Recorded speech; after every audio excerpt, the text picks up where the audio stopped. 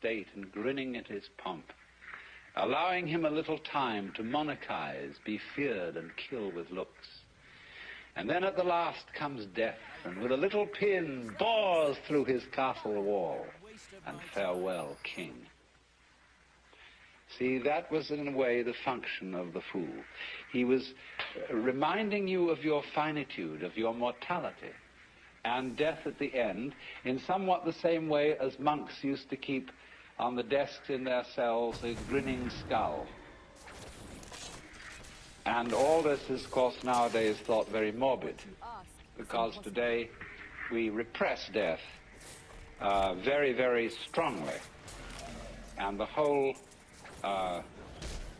function and role of the mortician in our culture is to pretend in some way that death doesn't happen. He's a husher-upper. He sweeps you under the carpet at considerable expense.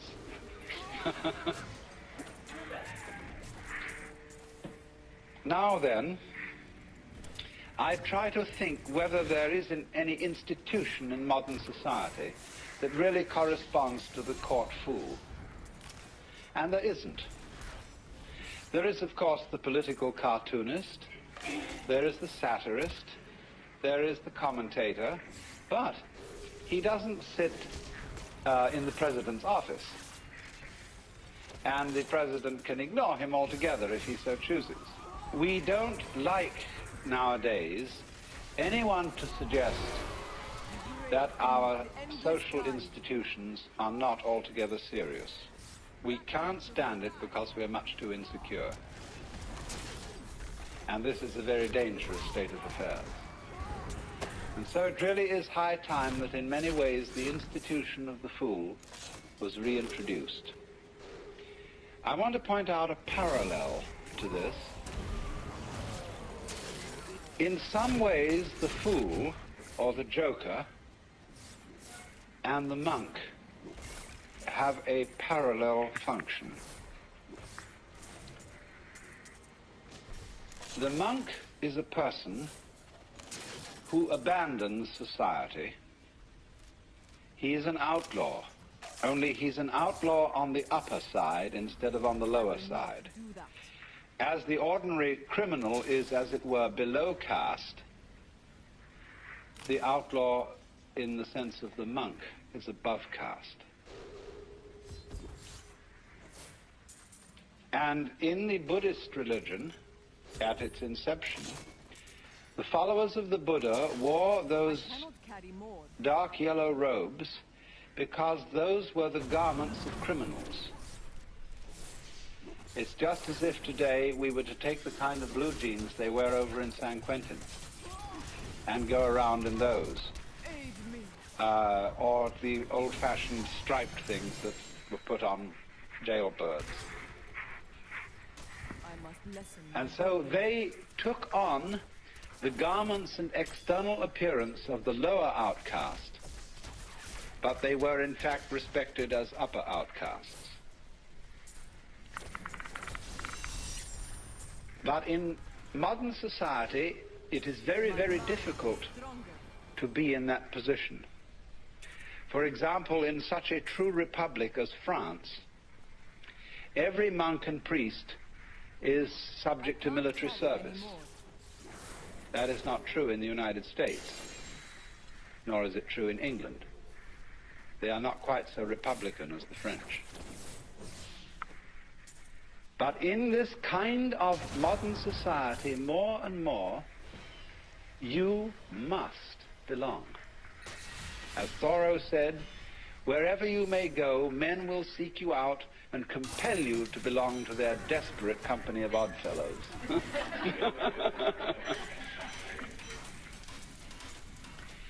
And the monks that exist today, Catholic monks and Anglican monks, are really a little bit of a freak in our society.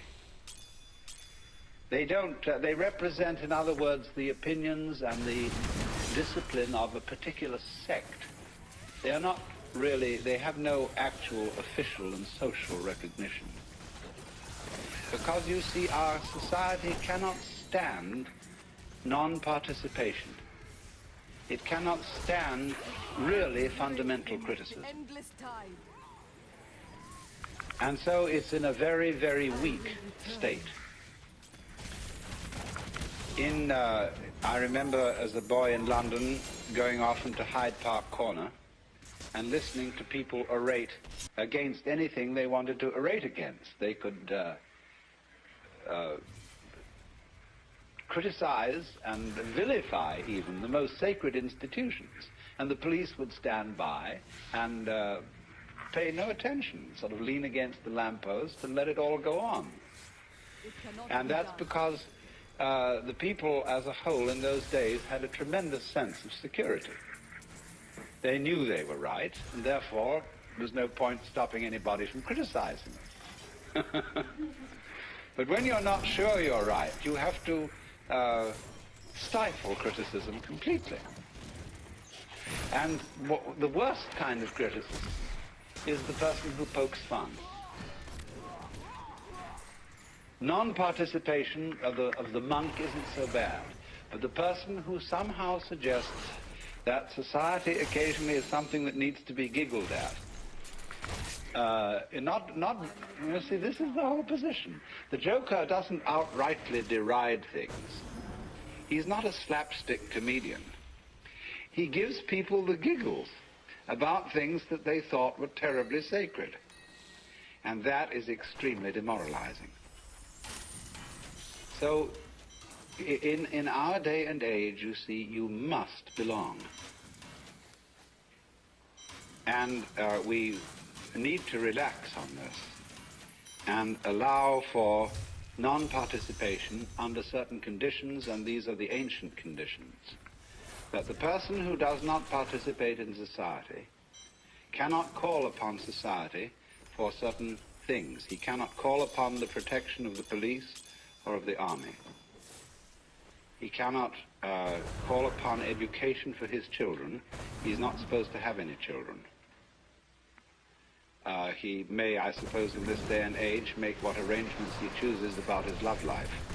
But he mustn't be the head of a family, and he mustn't feel entitled to the protection and support of the community. If the community respects him and wants to support him just out of its own free will, then that's their affair. So that's the way of the monk. But the fool is in a different class from the monk. And to understand his role fully, we have to go into a number of preliminary things, the most important of which is to understand the nature of a social institution. Because, you see, the standpoint of the fool is that all social institutions are games. He sees the whole world as game playing. And that's why when people take their games seriously and put on stern and pious expressions, the fool gets the giggles, because he knows it's all a game. Now, when I say that he sees everything as a game, this does not mean mere game. Hamlet, although it's a play, is not mere entertainment. Or when you go to listen to a great orchestra, it is playing music indeed. But you are not seeing something purely frivolous. The idea of game basically is this, that the nature of the world is musical. That is to say, it is doing all these forms of trees and stars and people and all their complexities just to do them. It has no purpose beyond doing it. And in exactly the same way, in music, music has no destination. It isn't aimed at the future. It does travel in time, that is true. But it doesn't aim at a goal in time. The point of music is every phrase as it unfolds itself, and as you perceive the relationship of those phrases to earlier and later phrases. But music itself is dance. It's dancing with sound, and likewise in the art of dancing, you are not traveling. You are not aiming at a particular place. You are dancing to dance. And so what you might call the musical or game theory of the world is that everything that is happening is its own point. It's true that things do develop. For example, the seed develops into the tree. And you might say, from one point of view then, that the point of the seed is the tree. That's the purpose of the seed. But that doesn't really hold up, because then the tree goes and has seeds again. And so you might say then that the purpose of the tree is the seed. Which is which? The whole thing is one process, you see. They really aren't parts.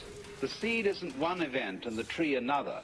It's all one long continuous event, going on and on, just for the sake of going on and on. Now, of course, you can read purpose in it in another way. That is to say that a tree is only possible in a certain kind of environment. There have to be, for there to be trees, there has to be a certain kind of temperature, a certain kind of atmosphere, and there have to be insects, and there have to be bacteria in the soil, and there have to be weeds, there have to be birds.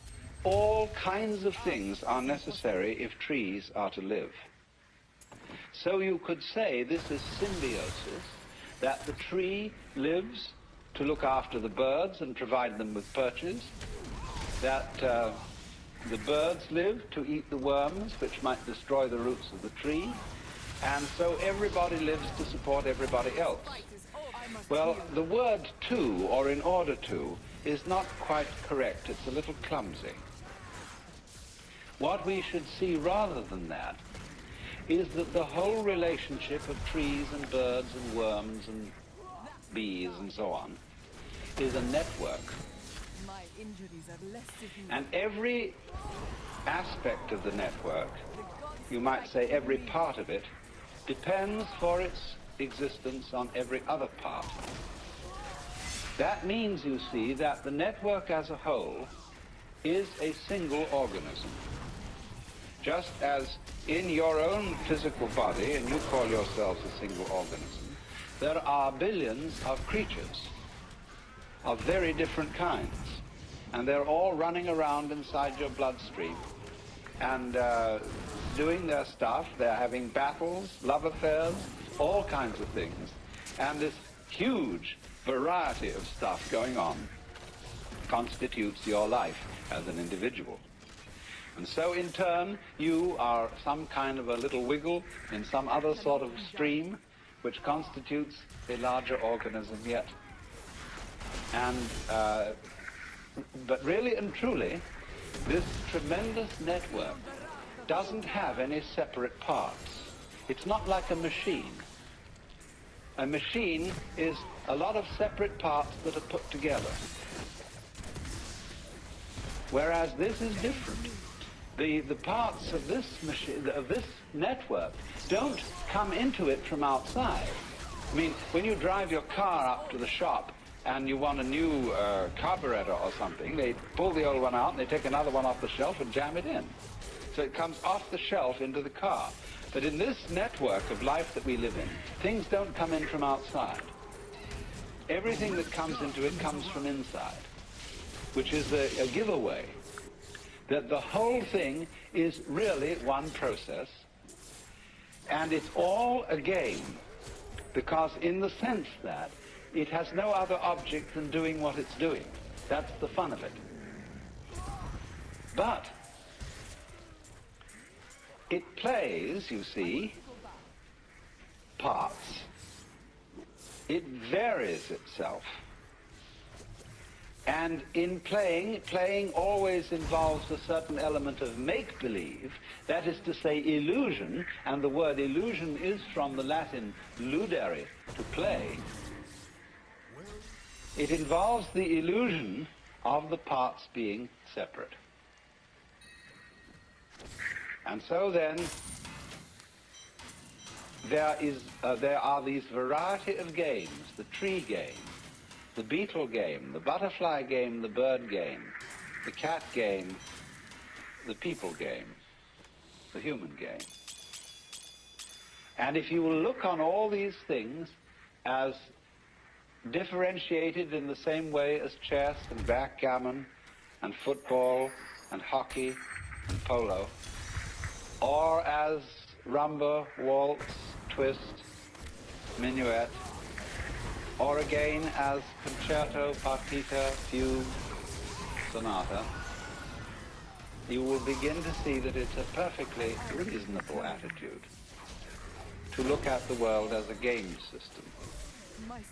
Now, you see, we're looking at the fundamental games of what we call physical and biological entities or events. But over and above those, we have the social institutions, the subdivisions of the human game. Now then, the social institution is of many kinds. It's not simply things like marriage and the family, the various forms of government, the institutions of the government, like the public health department. It's not just things like hospitals and banks and business corporations. It's not even money only, that's a social institution. So are all our weights and measures, our systems of timing, our clocks. And you see, what makes these things social institutions is that they are, in another sense, conventions, things that we agree upon. From the Latin convenire, to come together. We come together in agreement about where the equator is and where longitude 0 is. And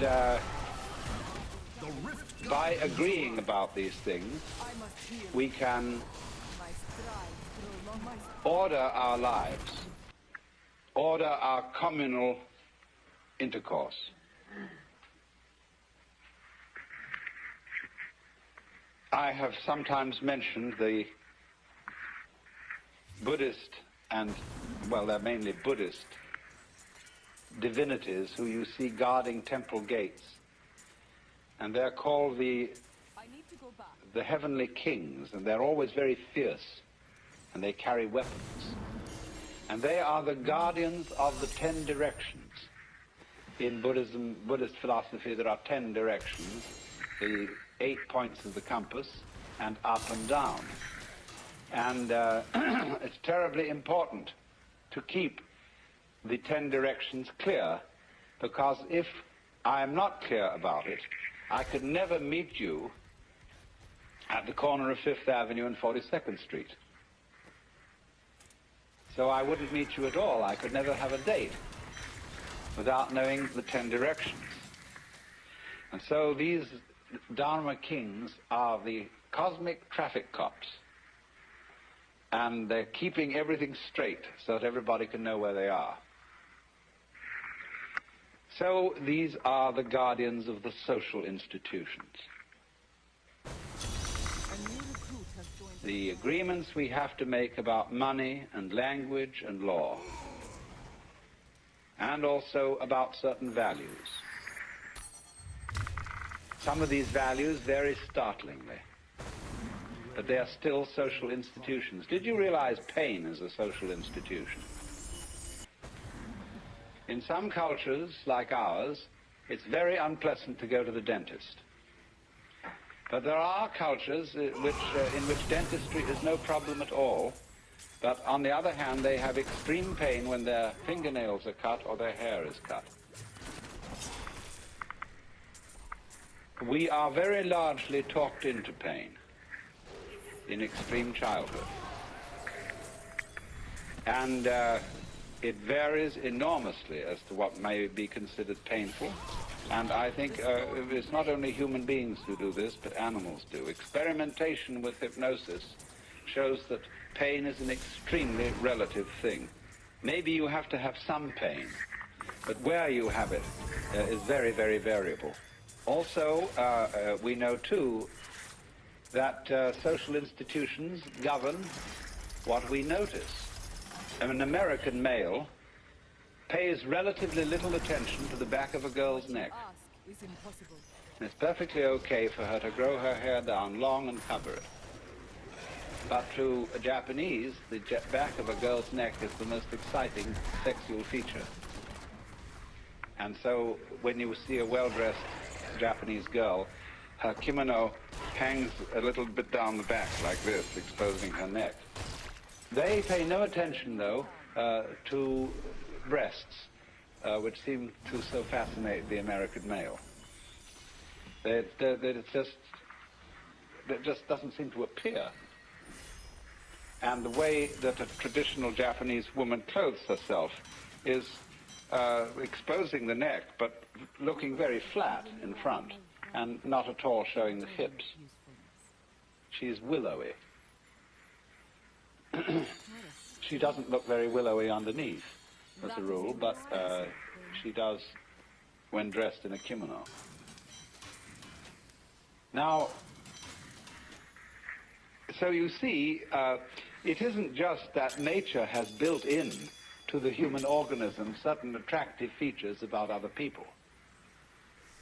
It's the social institution of what is to be attractive. And of course this comes out very, very strongly in the vagaries of fashion and how to do one's hair, paint one's face, etc., etc. But now, social institutions go a great deal deeper than anything we've mentioned. And the most important kind of social institution is that which has to do with role-playing. Who you are. Now, when we ask the question, who are you? People think of this question in two different ways. One person, when asked, who are you, will answer, I'm a doctor. Another person will fall silent because he realizes how profound the question is. He realizes that he's been asked what his ego is. But a lot of people don't realize that when they are asked, who are you? I have noticed just a little bit of difficulty in my investigations of discussing identity with people, that they fix on their role and use that to describe their identity.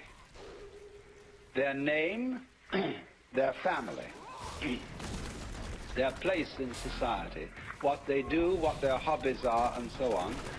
All these are roles.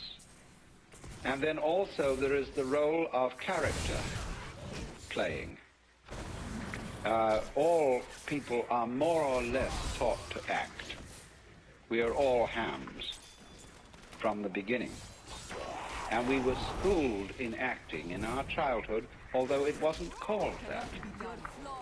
It was called education. It was called upbringing, but a great deal of it is schooling in acting. And you very soon learn as a child from your peers and from your parents what acts are appropriate and what are not.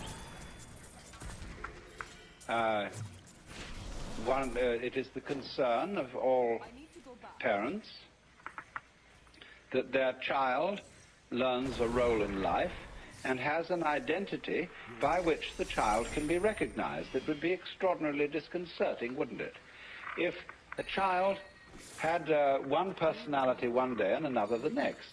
But children can do that. Don't you remember as a child that you were many different personalities, depending on your environment, that you were one person at home with your parents, you were quite a different person out alone with other children. Then when you went to visit your uncle and aunt, you were somebody else altogether, and so on. And finally, the whole trend of education is to shake all this down and make you more or less constant in every sort of social environment that you enter, so that everybody knows who you are. Otherwise, it's disconcerting, you see. So we are made to believe that we have a real self. That is to say, somebody who we really are and whom we have to find. To find yourself, to settle down, to grow up, you see, means to fit into a role. And there are a lot of people, you see, who are troubled in our society and who seem to be misfits and are terribly unhappy because they just can't find the role that they're supposed to fit. They don't know who they are. There is an inner pandemonium and conflict. But it's obvious, isn't it, that the role you play is a social institution. Because you can't be an object to your own consciousness, at least not in the ordinary way. You are a subject from your own point of view, and you can only become an object to the extent that you adopt the attitudes that other people take towards you. Other people, from the beginning of life, are mirrors. And by the way they respond to you, you begin to learn what they think of you and therefore who you are. We all tell each other who we are. And so the role we play, the identity that we have in that sense, is a social institution. But going further, there is the ego itself. There is this feeling that inside us there is an I center which receives experience and directs action. And this is the inmost myself. And we have all, of course, been taught in this day and age that if this is not our soul, it is a function of our body, it is a chemical sort of efflorescence of the brain, the feeling of I. Now, as I have told many of you before in various ways, this sensation of being a separate I, cut off from all other I's, is an illusion. It's a pure hallucination, because that is not the way we are functioning physically. We are functioning physically not as separate entities, but as beings that live in such a close relationship with everything else that there really is no way of dividing us from it. And so you see the mystic in all times and places discovers the illusory nature of this ego and realizes with a glorious shock that the true I, myself, the thing that one really is fundamentally, is the entire game. The works.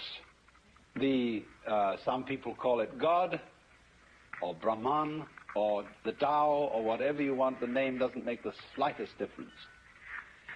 Anyway, that fundamentally what you are is the witch than which there is no witcher.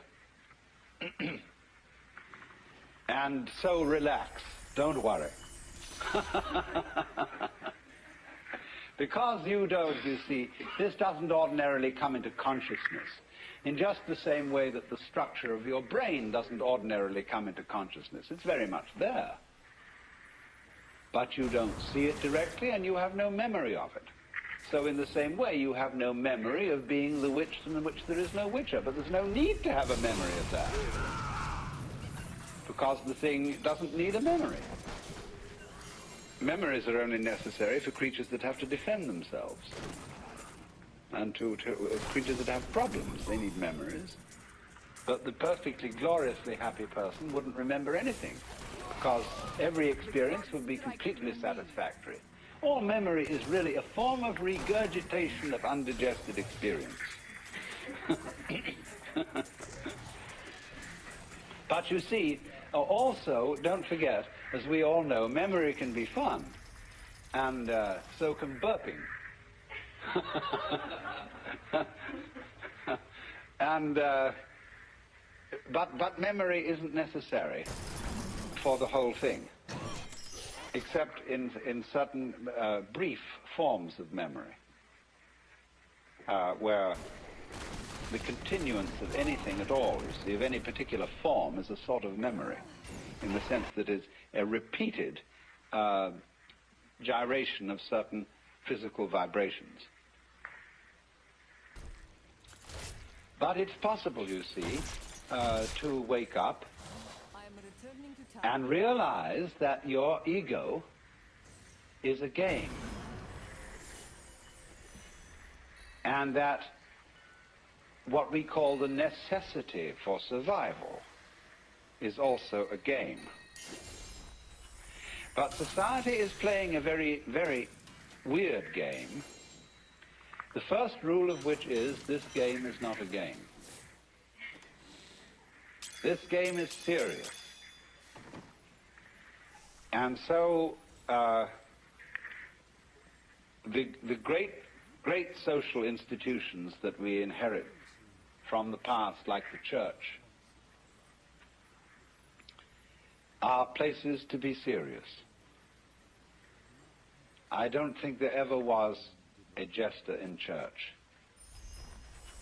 Of course, the church formed itself around a particular jester, and who couldn't be stood and so had to be crucified.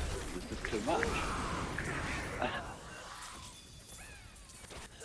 But the whole attitude, you see, of the church is that you are standing in the presence of the most serious God the Father, who really is in earnest and no fooling, you see?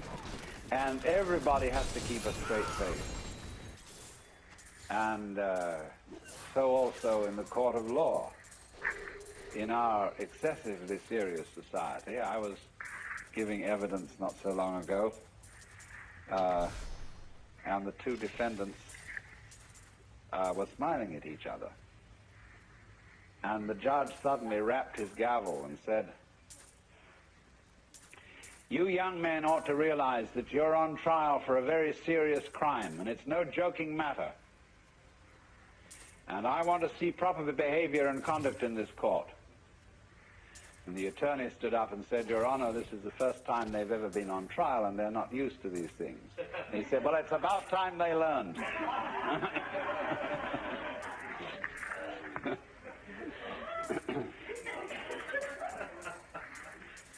So you see, the thing is that the game, there's always the fear, the underlying fear that the game may be given away. Now that fear isn't altogether unreasonable, because part of the fascination of games is to get involved and in a way to forget that they are games. The actor on the stage does his damnedest to persuade you that he is moving in the real world. And children love to get completely absorbed in their games and get the actual thrill of adventure in playing at war and so on. And you see, one reason why people don't really want to know the future, why a really expert fortune teller gives most people a little bit of trepidation, is that if you know what the future is going to be, it is less worthwhile going ahead towards it. If you know the outcome, why bother? See, this is one of the ways we are trying to stop war. The Rand Corporation is trying to make computer systems that at any immediate future date can predict the outcome of a war,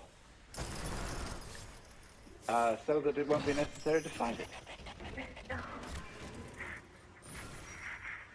So if we did fight, this would happen. So the person who gets the winner claims the diplomatic advantage, and we go on.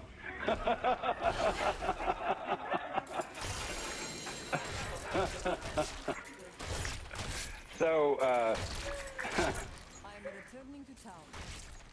This is the reason, you see, why we don't want to know that the game is only a game. Now, if we can make believe that the game is real, whatever that means, we are not really very clear about that. That somehow we know what it means in our bones if we don't know very well in our heads what is for real. And we're always testing things out, what is for real. But when the whole world game becomes too real and people become too earnest, it's highly necessary to play a new game, which is the game of game against non-game. As how far can you get away with giving the show away about the game? Nobody really wants to go the whole hog until you're ready for final nirvana. You know, then you give the show away so far as you're concerned. And that's it.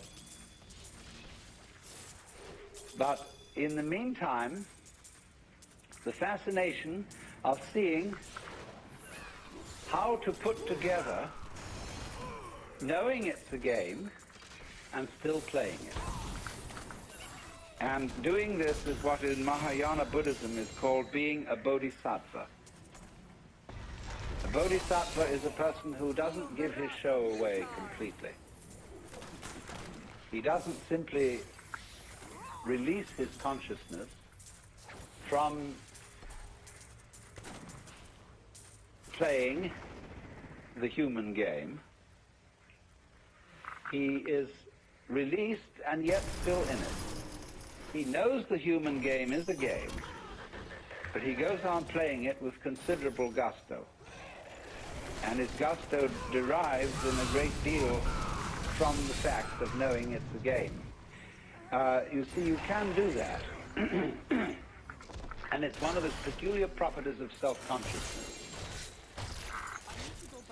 to be able to know it's a game and yet enjoy doing it. It's like being happy and knowing you're happy. Now, a lot of people are afraid of that. They feel that if the moment they say, well, I'm happy, that it'll somehow stop. That it'll be like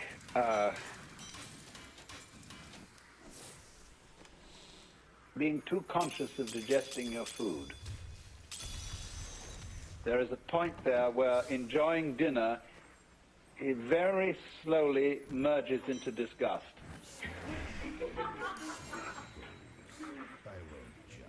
But it needn't be like that.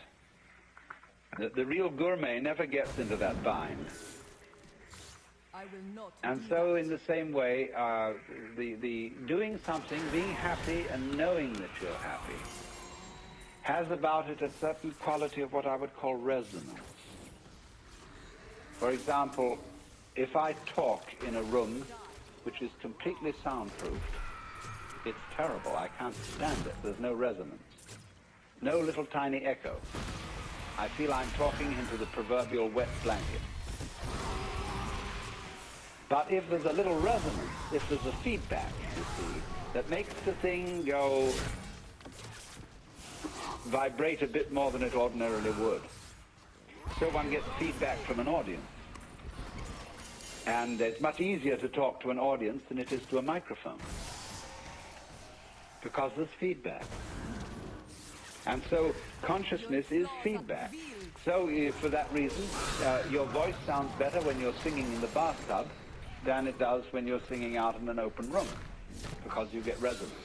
And so we put resonators, like say a guitar or a violin has a sounding box in it. That's the resonator to make it echo a bit. And so great churches at one time was, or still are, built by acoustic experts. So concert halls to give them the proper resonance. But when resonance gets too much, you know, it starts chattering. It's a system of echoes set up. And some of the old cathedrals which weren't built with acoustical knowledge, you can hear the echoes of the choir going on forever and ever and ever. It sounds very marvelous from a certain point of view, but it's not from a musical point of view. It's a kind of it's more sentimental. And we used even to be taught to sing in church with an echo technique in the voice. So that even if you weren't in a great cathedral with its echoes, you slightly sound as if you were. The Rift Guardian has Isn't that trickery for you? That's real showbiz.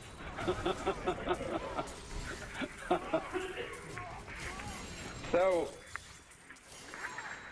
to play the game and to know it's a game can be quite fascinating, and not really giving the show away, but giving it away enough somehow.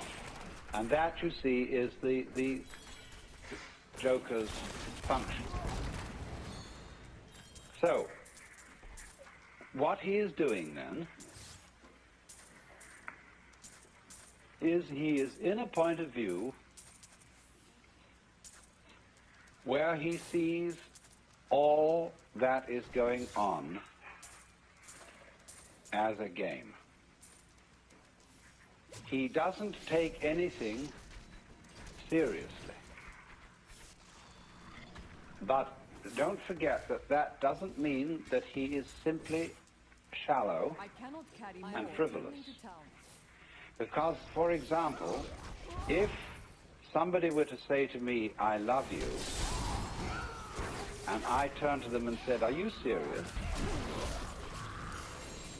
She might say, "No, I'm sincere," I am returning to town. because love isn't necessarily serious. You see, we use the word serious very frequently, where we should be using the word sincere. And the lack of proper delineation between these two words causes a great deal of confusion. It's like the confusion about the word must. You must do this, whether it's a commandment or whether it's a condition. A state of affairs that simply is so. And so in the same way, we need a clarification of must, and we need a clarification of serious. And it can be divided down into serious on the one hand, or sincere on the other. What is sincerity? That will look nice on you. Well, isn't that nice? Sincerity I can't is carry being anymore. integrated, being all of a piece. Now, you see, we often think that the person who doesn't take life seriously isn't all of a piece. That is to say, his heart's not really in it. He is out here living, you see, and going along and talking to people. But the feeling is of an insincere person, there's something in the back of his mind that isn't participating. That's what worries people about actors. Are they acting in real life? Are they still playing the part? Is this person I'm introduced to as Charlie Chaplin the same man as, or different from the funny little man with the derby hat? And so actors occasionally bother and bug people. And people may be apt to say, well, they're always on the stage. They're never really genuine. And we have a feeling, you know, when we know when somebody is being genuine, see? But mark it. When you know somebody is being genuine, they are not necessarily being serious. They're not necessarily being grave or solemn. What I want to give the idea of is sincere laughter. And also sincere play. There is a perfectly sincere laughter. And it may be, ideally, I mean, the sincere laughter expresses a spirit of irrepressible gaiety. And it is not, in other words, a defense mechanism. Laughter is often a defense mechanism. We laugh, what we call a nervous laugh, or laughing someone to scorn can very often be a forced laugh that isn't really funny at all. But the real laugh is, of course, the resolution of anxiety. Break beneath the endless The time. anxiety is serious. And anxiety is a state of palpitation, of the trembles. Anxiety comes upon us when we cannot decide which way to go, or which way things are going to go. And so we tremble between alternatives. Now, because, of course, we tremble between alternatives because we are under the illusion Break beneath the endless that time. it matters very much which of these two things happens. Now, once one has seen the nature of the game, you realize that it matters superficially which of these two things happens, but it doesn't fundamentally matter because What you ask is impossible. all negative things pair with positives. There is no positive without negative, and there is no negative without positive. I heard a very amusing story which kind of goes with these rugs. The question is a zebra a yellow horse with black stripes or a black horse with yellow stripes? The answer is it is an invisible horse which has been striped yellow and black so that people won't bump into it.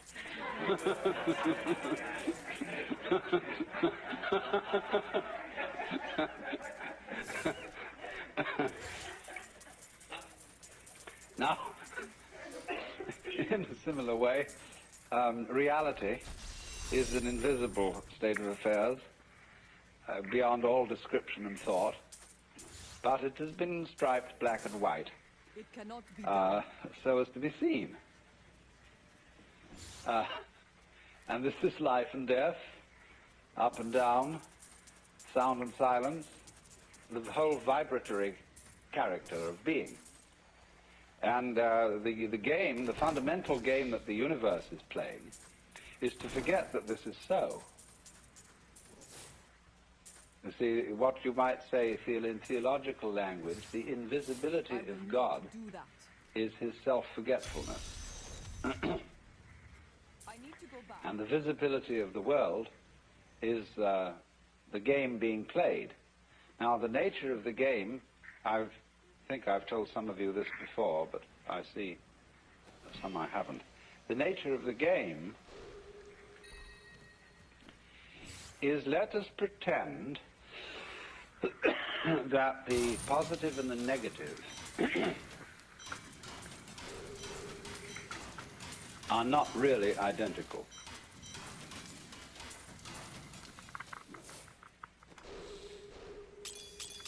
You see, they're explicitly different, but implicitly the same, because they always go around together. And that reveals a hidden, implicit conspiracy between black and white. And the truth is you can't have one without the other. But if we can pretend that they don't go together, that they are actually enemies, Then we can have all sorts of games. The first game of which is, oh dear, black might win. The next game is, but white must win.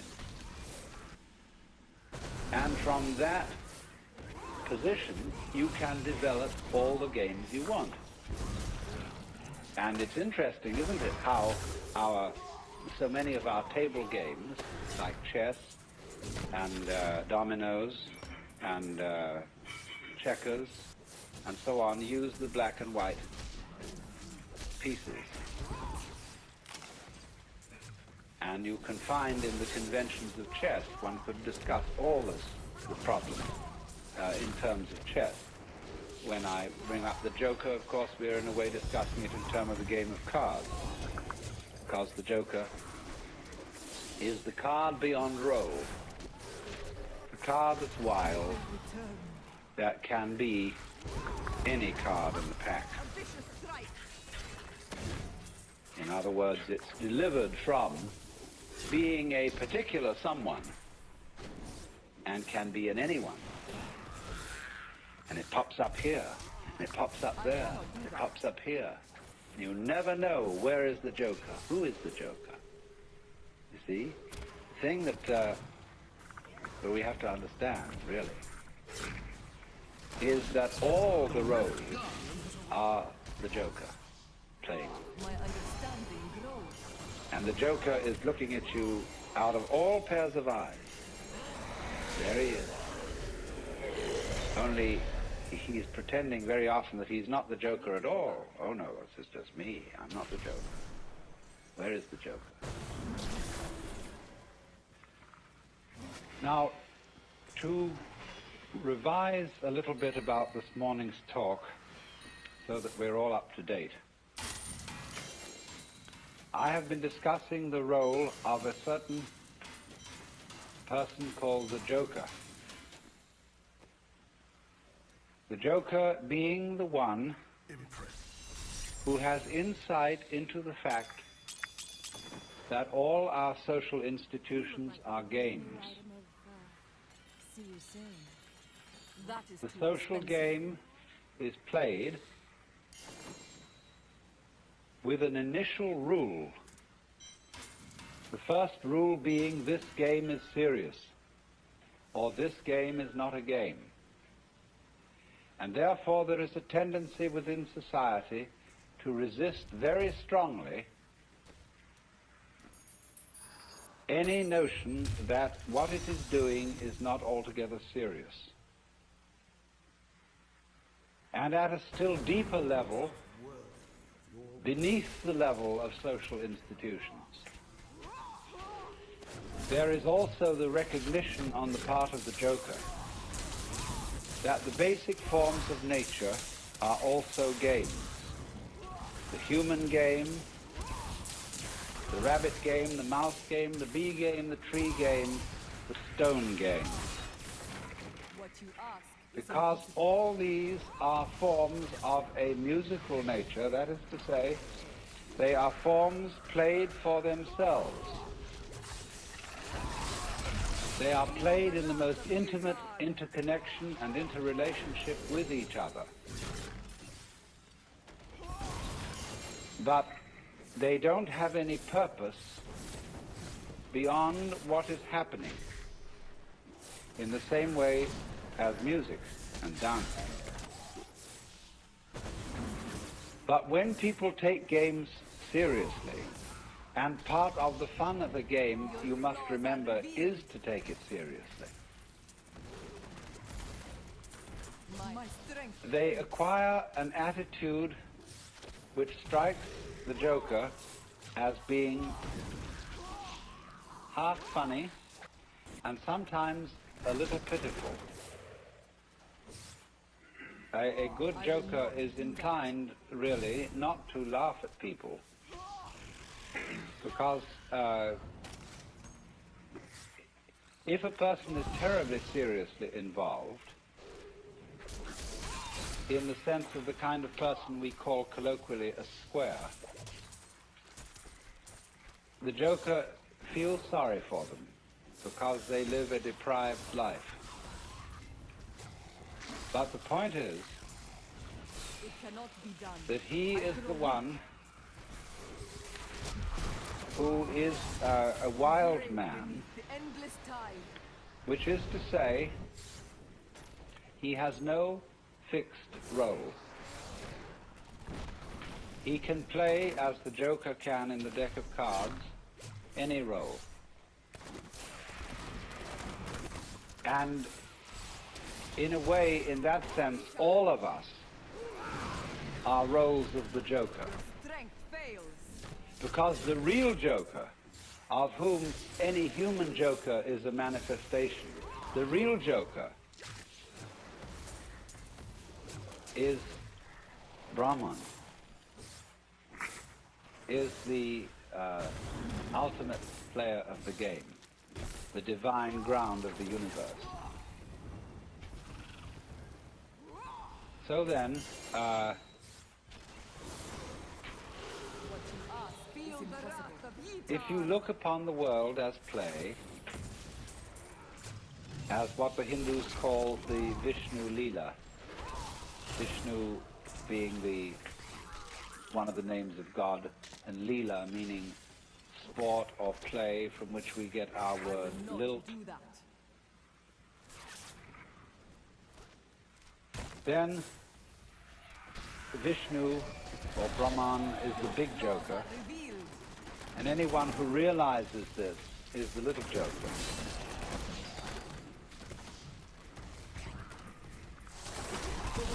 And the art of the Joker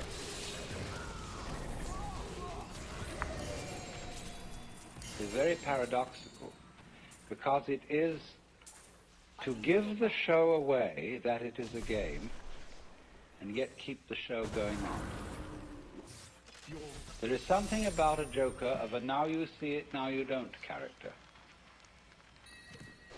So that even when somehow you find in studying all these Hindu and Buddhist texts that when I cannot they're afford discussing one's awakening to the very final secret, somehow there is the feeling of, well, what did we get? Because you step into a new dimension. You see from the standpoint of this sort of awakening that really and truly you were awakened all the time. Imagine going through a gate in a wall.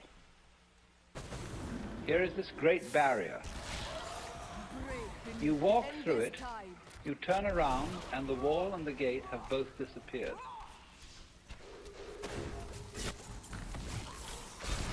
And you see you were always there. Wait to use that ability. One of the most extraordinary things that happens in entering into a sort of mystical state of consciousness, one of the most delightful things about it is the discovery that you don't have to stay in ecstasy. That ordinary consciousness is all right too. But that Strike through me. is part of the whole total fitness of things. You see that everybody is, as it were, right in the place where he stands.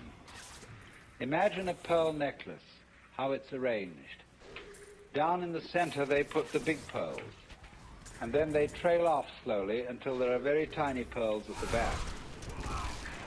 And so it doesn't matter whether you're a big pearl or a little pearl. You all constitute the harmony of the whole. Strength fails. So they say in Zen Buddhism, a long thing is the long body of Buddha. A short thing is the short body of Buddha. Or in the spring scenery, there is nothing superior, nothing inferior. Flowering branches grow naturally, some short, some long.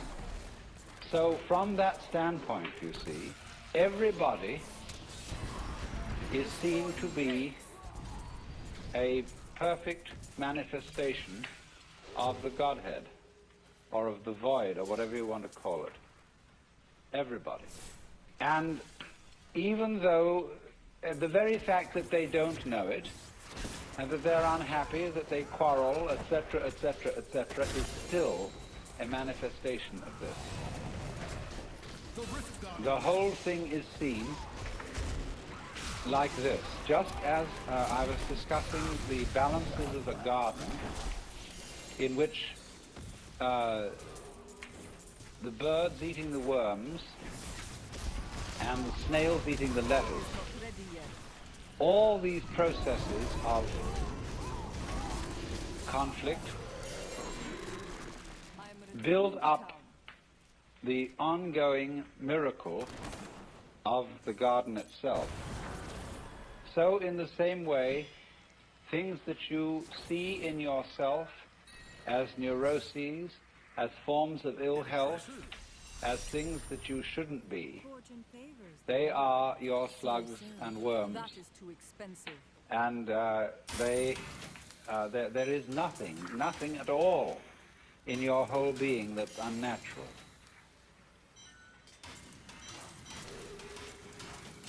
All of it is an integral part of the game. My foes lose some of their And strength. if you weren't as awful as you are, you might be creating very serious trouble.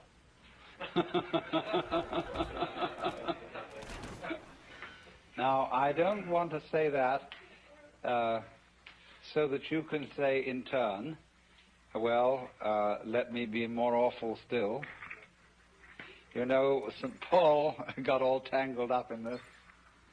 He, having explained that without sin there could be no grace, he said, shall we then sin that grace may abound? And his Greek, you know, mithi genito, heaven forbid. But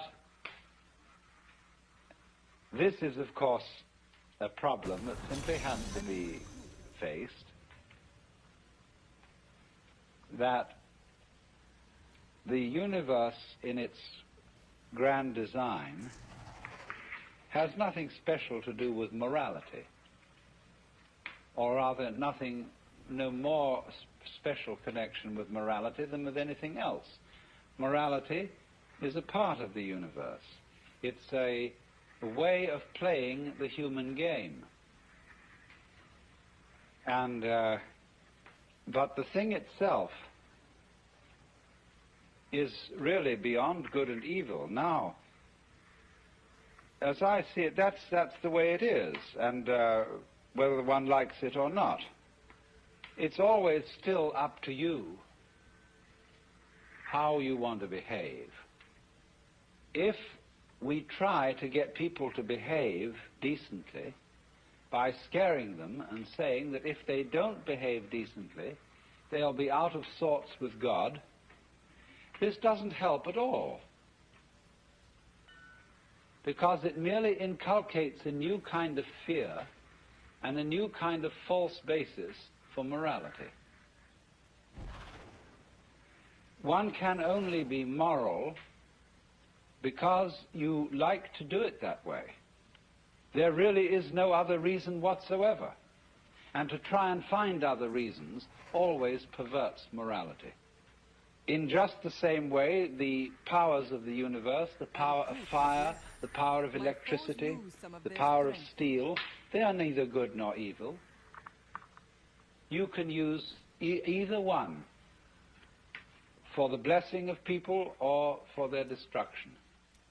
And so the truth itself, I mean, the foundation reality of the world is something like that. Although it does have this certain edge to it, and so does all human activity. And the edge is something like this. Those powers that we call positive are always in a process of overcoming those that we call negative. It's the nature of the positive to win and the nature of the negative to lose. But win and lose always go together. Nobody wins unless somebody loses. Nobody loses unless somebody wins. Their relationship is transactional in the same way as buying and selling. But if it were the other way round, you see, if the negative were always in the situation of overcoming the positive, you would get a universe that would not be a continuing game. It would be 100% tragedy. You see, the positive and the negative together constitute existence. We have to use existence as a neutral word that doesn't have as an opposite non-existence.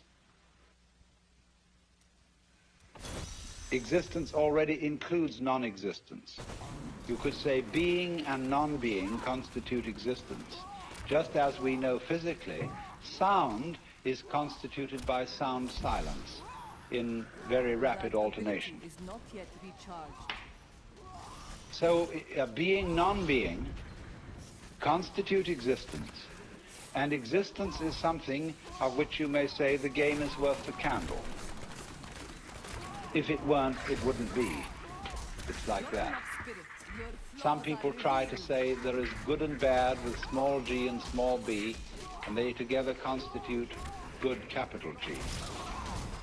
Or one might say that humanity is, and the good of humanity, is a curious combination of beneficence and rascality, of reason and passion.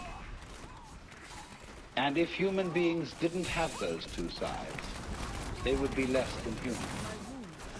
Man is in a certain sense redeemed by his passions, redeemed by being something of a rascal. Because if he weren't, he would be like I need spirit. a stew with no salt in it. The salt somehow is something that in a large quantity is horrible, but in a certain small quantity delightful. And so everybody has to be salted with a certain amount of unrespectability. Otherwise, they're impossible and intolerable. The only thing is, as a fervent cook, don't overdo it. It is in that respect, you know, that it's said of great gurus in India. They have a very funny thing they say. People, Westerners go over and they meet this man who's supposed to be extremely holy. And they're all agog, you know. And then after spending a few days with him, they begin to wonder. They find he smokes cigarettes. They find that he occasionally loses his temper. And they begin to think, well, is this man so holy after all? I mean, he surely should not be dependent on these little habits and luxuries and so on. And then they find he has a girlfriend. And then they leave because they're so scandalized. Well, then the Hindus say, now you shouldn't get so upset about this, because if this man didn't have a few little vices, he would cease to manifest. He would simply disappear. He has to have these things to keep him grounded, to keep him in the world. Or if suddenly, you know, he gets terribly angry with a certain student and seems to lose his temper, they say, oh, no. That's a tactical anger. That he did on purpose to wake you up to something. It was for your own development and for your own good. He didn't really feel angry at all. I don't have enough spirit. Oh, dear. But do you see the point? There is something in the fact that if he didn't have these little attachments, he wouldn't be manifesting. He'd simply disappear. There's something in that, only don't take it too piously. I think you get the point.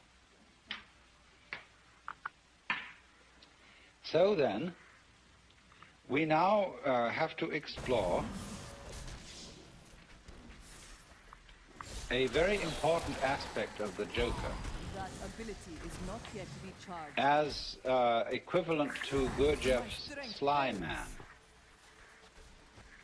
You see, he points out the four ways: the monk, the fakir, the yogi, It is not ready yet. and the Sly Man. And all the first three ways are ways of great difficulty. They involve very, very strenuous discipline. Spirit. And of course, as we get it through the books about Gurdjieff, the way of the Sly Man involves a discipline too. But I think there's more to be said about the way of the Sly Man than appears in any of those writings, because this is very closely connected with the whole approach of Taoism, the Chinese philosophy of Wu Wei, or non-aggression, and with what is called in Buddhism the middle way. When the Buddha first discussed the middle way, he put it like this. He said, to try and solve the problem of suffering by immersing yourself in pleasure only leads to a hangover. To try and solve the problem by asceticism also brings no liberation. You merely get tied up in a kind of masochism That where you ability say, is not yet recharged. I know I'm right just so long as I'm hurting. You are And all that is doing is expiating enough spirit. your kind of infantile guilt sense. So he said there is a middle way between asceticism on the one hand and hedonism on the other.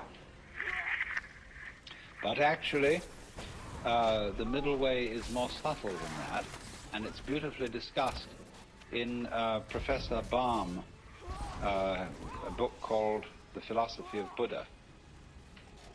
That's B-A-H-M, Professor of Philosophy at the University of New Mexico. And he gives a very, very fascinating analysis of the middle way in the form of a dialogue, whereby it works simply like this. The student brings a problem to the teacher, and he says, I suffer, and it's a problem to me. And the teacher says, you suffer because you desire. If you didn't desire, you wouldn't suffer. So try not to desire. I don't have And the enough student goes away and says, I'm not very successful in this. I can't stop desiring. It's terribly difficult. And furthermore, I find that in trying to stop desiring, I'm desiring to stop desiring. Now, what am I to do about that? And the teacher replies, the storm. do not desire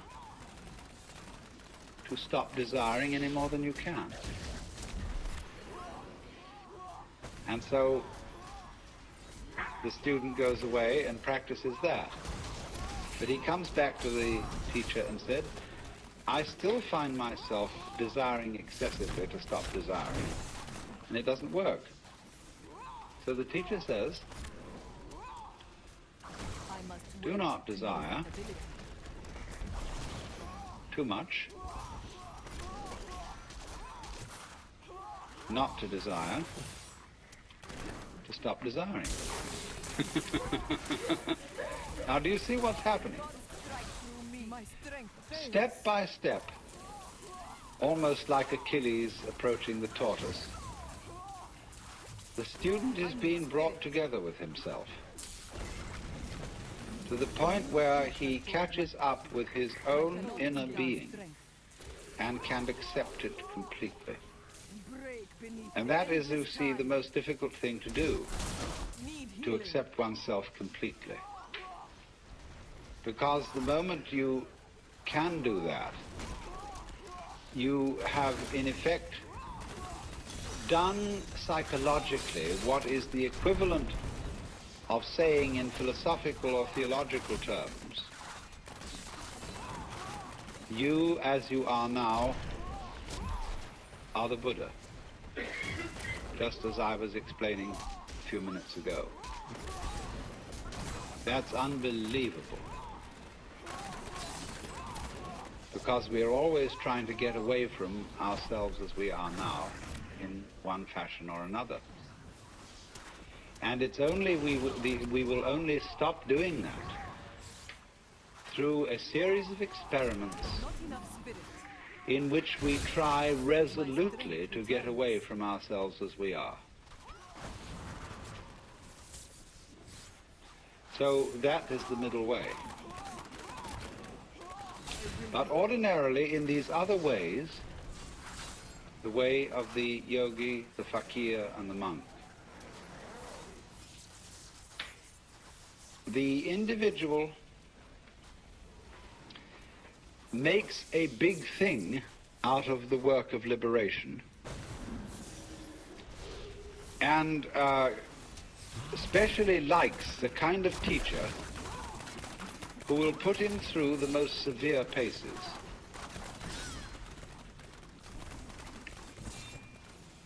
It's interesting how there arise from time to time schools in the West where someone comes along offering, people say, look,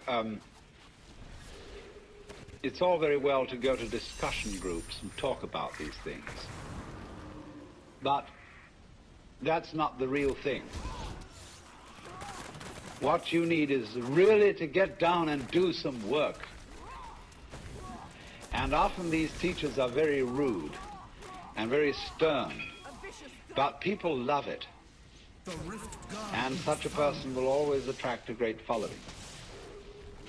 Because people get the feeling, now we're at serious business here. This is really something, you see. And this, you see, though, can be an awful problem. Let's suppose that you have some difficult and distressing habit, like drinking too much. And you're assured that once you've become the victim of this habit, it's an extraordinarily difficult thing to get rid of it, and it requires intense willpower. My name is Ash. Hello. And so that kills you right off. You're a dead duck from then on. It's as if, you see, you had said to the devil one morning, look, I'm going to get rid of you. I am returning to town. I'm not going to have anything to do with you anymore. So the devil, who is an archangel and is terribly clever, is all set for you. And because he knows that you are getting out of his way, No longer. he surrounds you with greater temptations than you ever imagined. If you are going to outwit the devil, it's terribly important that you don't give him any advance notice.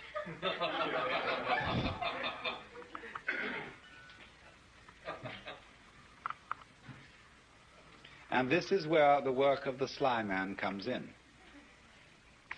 Put it in other terms, in Hindu or Buddhist terms, in the popular terms of popular Hinduism and Buddhism. Liberation is getting out of the toils of karma. It's like this. During your many past lives, you've done all kinds of deeds, good and bad, and you are reaping the consequences of these deeds today.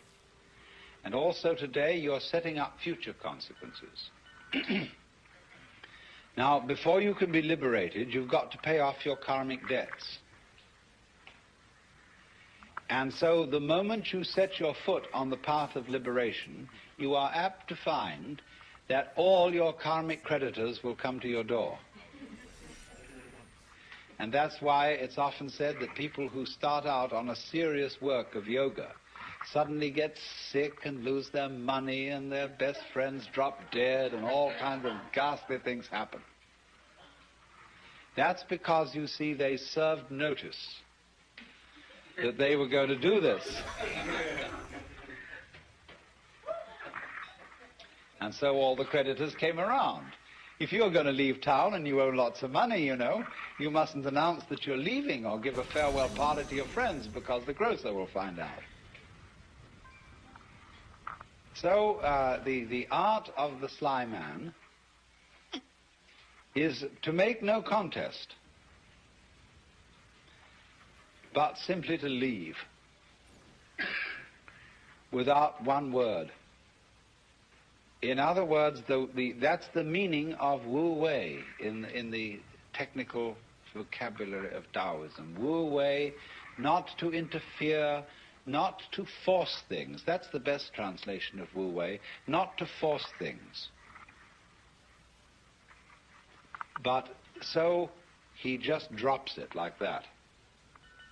But you're in this respect, you see, you're your own worst enemy. Because even if you serve notice privately on yourself that suddenly you're going to drop it all, already the devil knows. Because who do you think the devil is?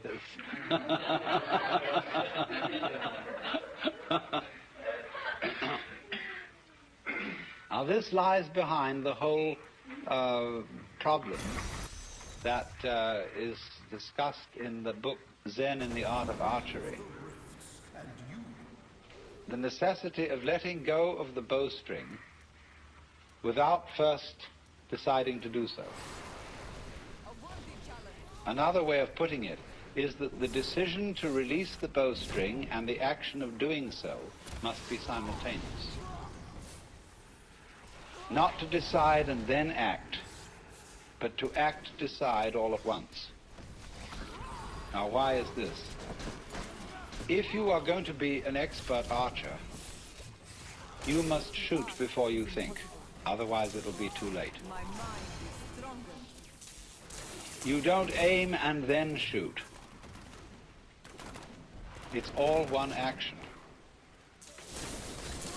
And this is true likewise of any sort of shooting, pistol shooting as well. That The gods strike through me. if you aim, if you decide and then fire, you're apt to do things like pulling the trigger instead of squeezing. All kinds of wrong things are done. And you're always a moment too late if you decide first. You have to act and decide simultaneously. So what does that do? You see, that puts up a very curious problem, which in its own turn becomes a bind. To try and act quickly enough so that you overtake the preliminary decision. To try not to decide first. And that is an impossible problem. It is not ready yet.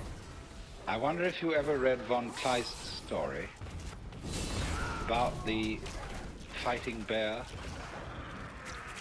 This is included in Nancy Wilson Ross's book, The World of Zen, as a kind of Western Zen. It's a story about a man who has a fight with a circus bear. And the bear reads his mind and always forestalls any attack that he makes on it. There's absolutely nothing he can do to get past the bear. And so, in the same way, you might imagine a guru who is a mind reader, I am returning to town. and he always knows if you decide before you act. My And if you do, you see, the devil will catch you. Instead, you see, of deciding that you won't be an alcoholic anymore, the only thing to do is not to drink, without any previous decision on this matter. But how can anyone do that, you see? That's the question. How can I decide not to decide? How can I announce that I won't make any announcement without making an announcement? You see, there is no way out of that bind. Try as you may. You go on and on and on, trying, as Herrigal did, to release the bowstring without thinking first to release it. I didn't even know I had that thing. Don't forget. But then, strangely enough, one day the thing happened. He did it. And this is involved in our learning of almost all techniques. That we work and work to achieve that final point of perfection. And it doesn't come, and then one day it happens. Now, what is the reason for that? Is it simply, and this is really, you know, a way it's usually explained, but this is an oversimplification. It is not that we have practiced it so often that it suddenly becomes perfect. It is much more subtle than that. What happens is that we've practiced so often that we find out we can't do it. And it happens at the moment you know you can't do it. When you reach a certain point of despair, when you know that you are the one weird child who will never be able to swim. At that moment you're swimming. Because the desperation and the total inability to do it at all has brought you to a point which we might call don't care. You stop trying. You stop not trying to get it that way. You just have arrived at the insight that your decision, your will, doesn't have any part in the thing at all. And that's what you needed to know. You've overcome, you see, the illusion of having a separate ego. That ability is not yet recharged. There is no way of telling anyone that that's an illusion and getting appropriate action, because we are thoroughly indoctrinated with the idea that it's real. And if I say, well, I'm going to get rid of my ego, that's what the Taoists call beating a drum in search of a fugitive. He hears you coming.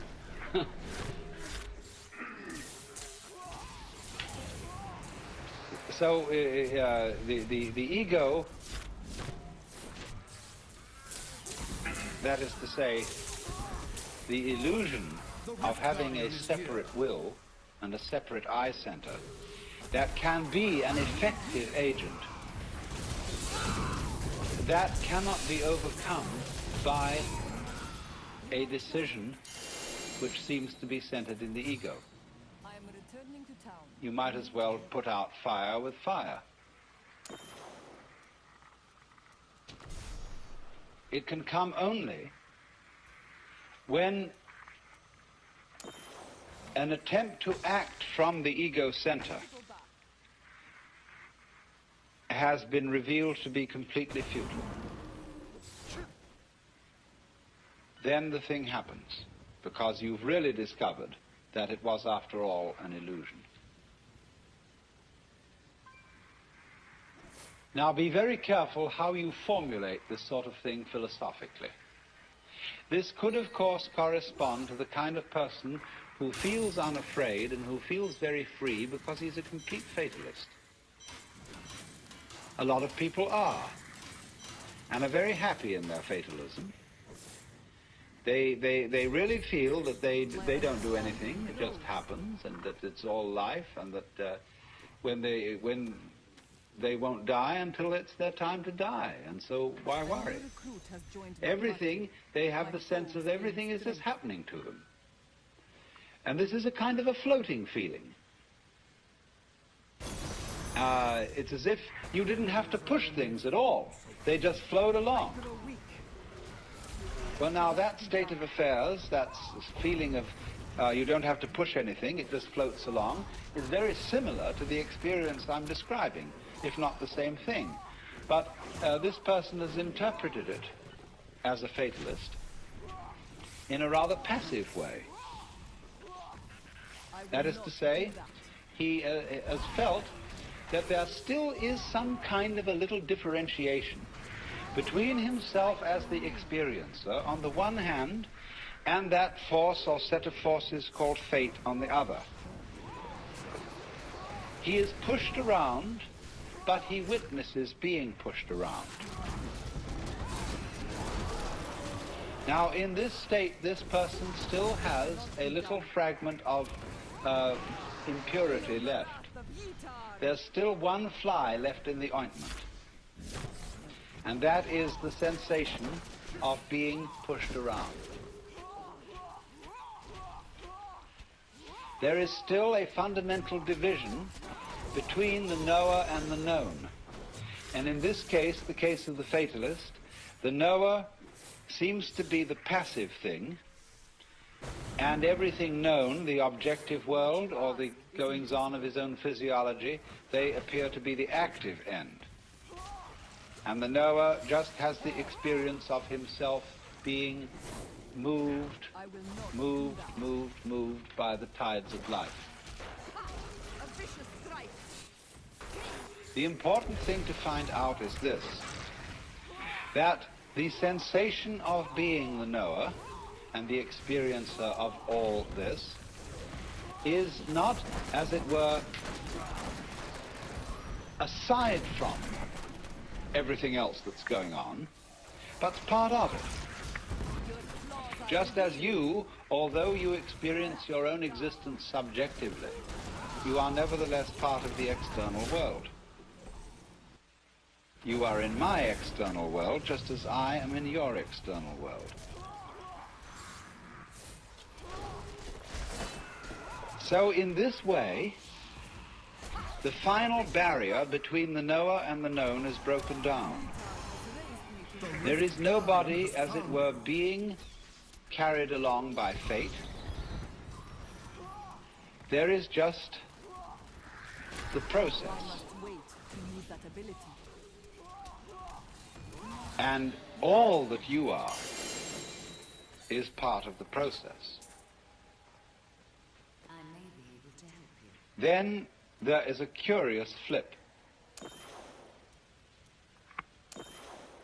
The individual who has always felt himself to be the tiny little thing on the end of the big determining process suddenly goes bloop.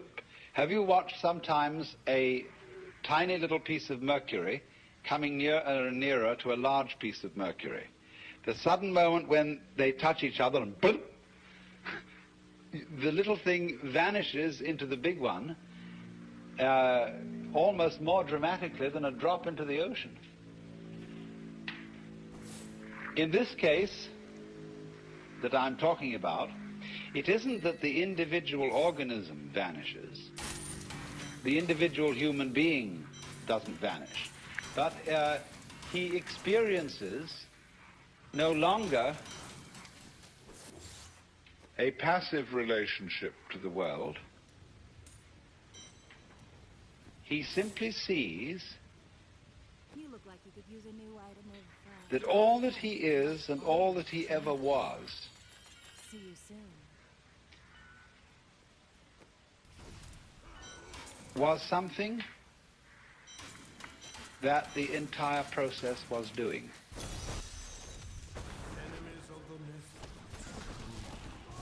At the time, in other words, when he felt himself to be separate, he sees that that is, in a certain way, just what he should have felt. because that was what the process was doing in him, in exactly the same way that it was giving him brown or blue eyes or blonde or brunette hair. Grow longer. And that's going through the door and turning round and seeing there wasn't a door. Break beneath the endless tide. Of finding that you aren't fated, that you're not trapped because there's nobody in the trap, and it takes something trapped to make a trap.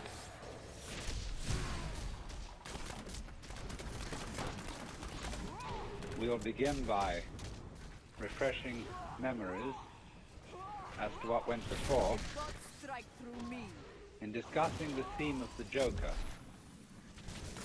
I have been talking about a point of view, the Joker's point of view, from which not only our social institutions, but also all the formations of the natural world are seen as games. Be careful of the word game. My injuries It are doesn't mean as trivialities, what you ask. because when we say it's just a game, this often means it is just trivial. There can be important games, as when we play the piano or musical instruments. We are not necessarily doing something frivolous, but we are playing. I will not do that. And there is something in the nature of all play Defeated. that is not serious, but at the same time may be sincere. And I tried to give you the picture of the multiplicity of natural forms on the one hand, and of human social institutions, and all the things that we do and consider important and busy ourselves with as human beings. I tried to give you the point of view from which these can be seen as games, as things being done, as it were, simply for themselves, and not for some ulterior motive. And therefore, these games are in a way best played when they are played as games. Although it's really all right for people to take them seriously, except that they are a little bit deprived. That ability is not They're yet missing recharged. something. And so when the Joker sees a person taking his life seriously and regarding himself as extremely important, there is something a little bit funny about it, and he is inclined to get the giggles. I am returning to town. And it's all he knows, that the very intensity of seriousness with which the individuals concerned are taking these games will be a kind of foil for the subsequent bursting into laughter when he sees that it wasn't serious after all. You see that? You might say there are these classes of people. There are the very far out people and the very far in people. Now, ordinarily, we say someone's very far out when they are oddballs, when they are exceedingly unconventional. But I want you to turn the picture round and look as a conventional person. Look at a square as a person who's very far out. That is to say, he is so involved in the seriousness of the game he is playing that he is lost. He doesn't know where he started from, and he thinks he's there. But he's completely lost.